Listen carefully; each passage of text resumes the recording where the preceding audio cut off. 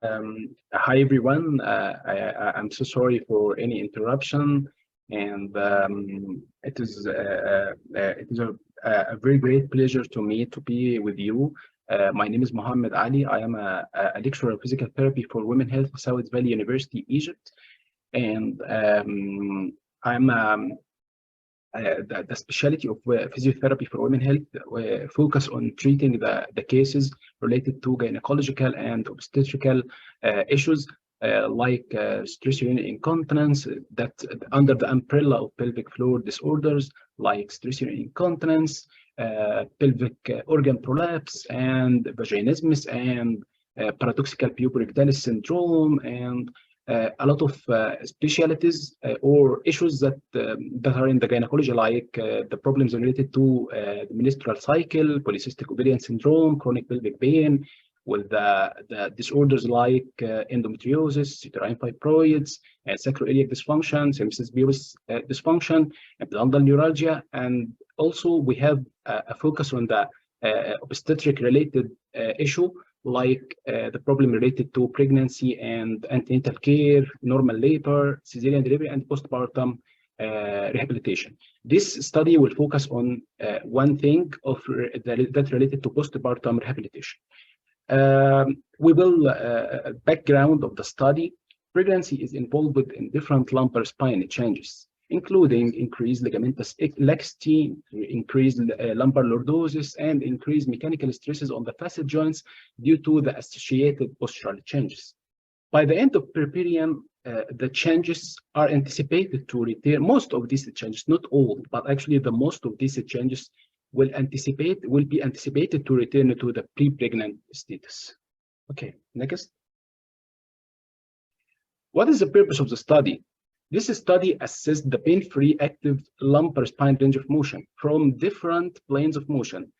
And so these planes of motion are the sagittal plane, and that will be responsible for the flexion and extension movement, and frontal plane that will be responsible for the right and left side bending, and the transverse plane which will be responsible for the right and left axial rotation.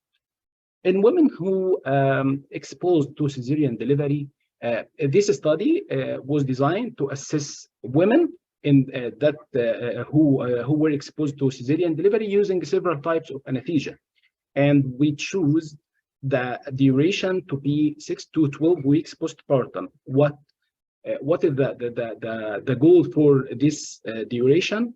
It is, according to the WHO definition, this is the end of perineum. So after this 6 to 12 weeks postpartum, the women will be anticipated to be returned to the pre-pregnant status. So it will be anticipated that the range of motion will be returned to the pre-pregnant status, or at least there will no significant difference between pre and post.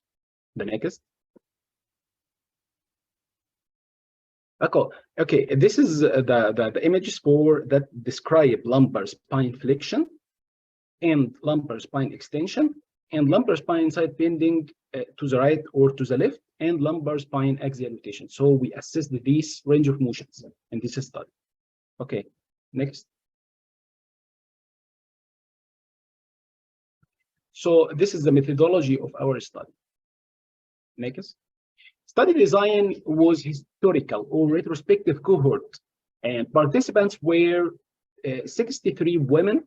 Their ages were between 18 to 35 years old, and they were classified into 4 groups. The 4 groups were 9 women who had cesarean delivery using epidural anesthesia, and group B, 22 women who had cesarean delivery using spinal anesthesia, and group C were 10 women who had cesarean delivery using general anesthesia.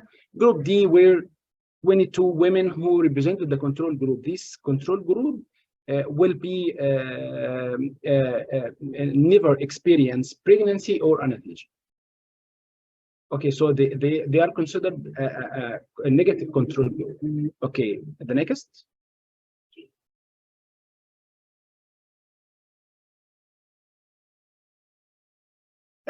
We excluded in this study women who experienced vaginal delivery, women who didn't continue all assessment procedures, women who experienced previous specific low back dysfunction, such as those who were diagnosed with lumbar disc prolapse, spondylolisthesis, scoliosis, true or apparent leg length discrepancies that may be greater than 1 centimeter, because it is maybe not normally, but actually it is acceptable that there is a difference between the limb lengths in the lower limb, maximum to be 1 to 1.5 centimeter.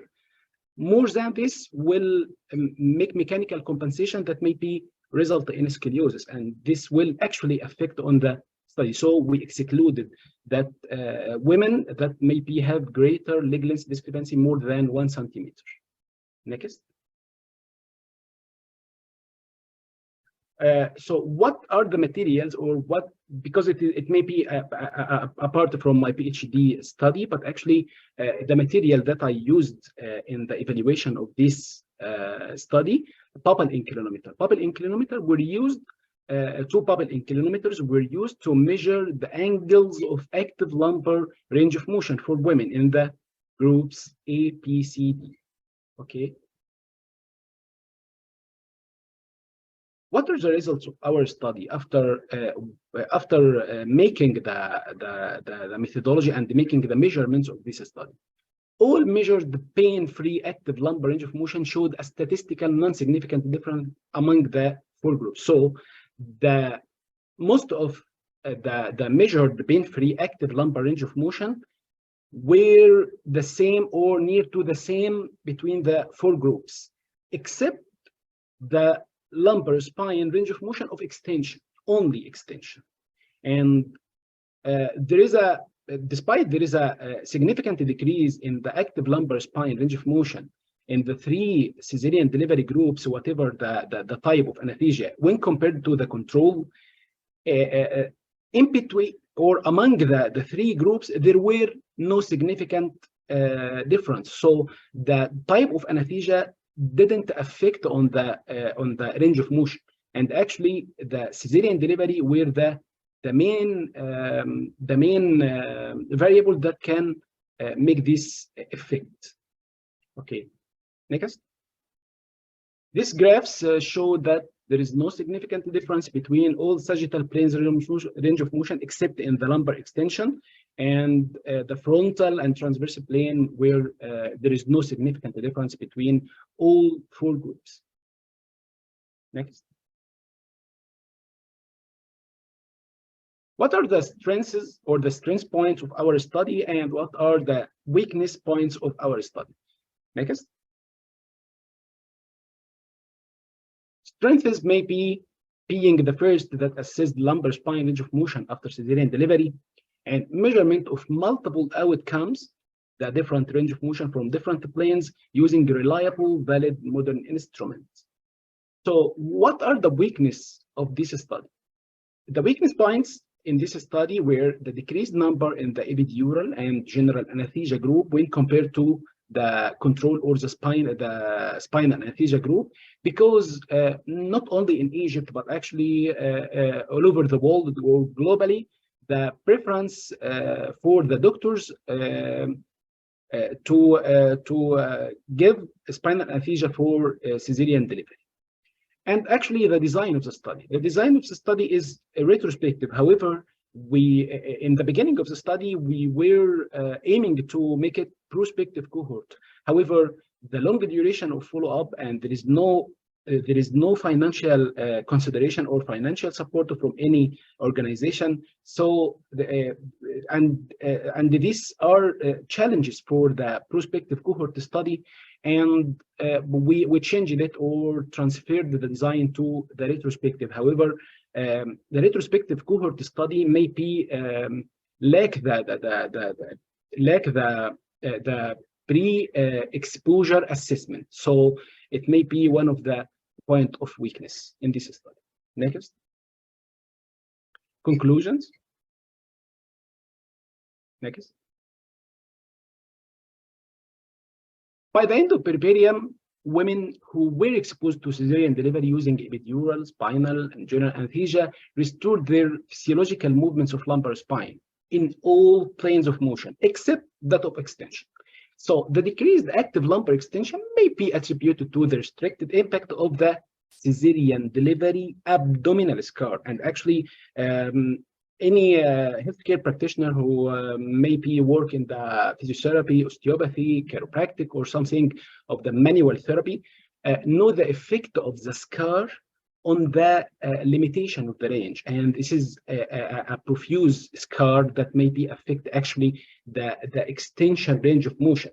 So it may be attributed. We cannot judge that it is the cause of the decreased lumbar range extension, but actually it may be a risk factor, and further studies may be recover or investigate this effect. Physical therapists for women health should be aware by the decreased active lumbar extension range of motion after cesarean delivery. Further studies may be necessary to examine the possible causes of this decrease and the affordable possible physical therapy modalities to target it. Okay, thank you. And any questions?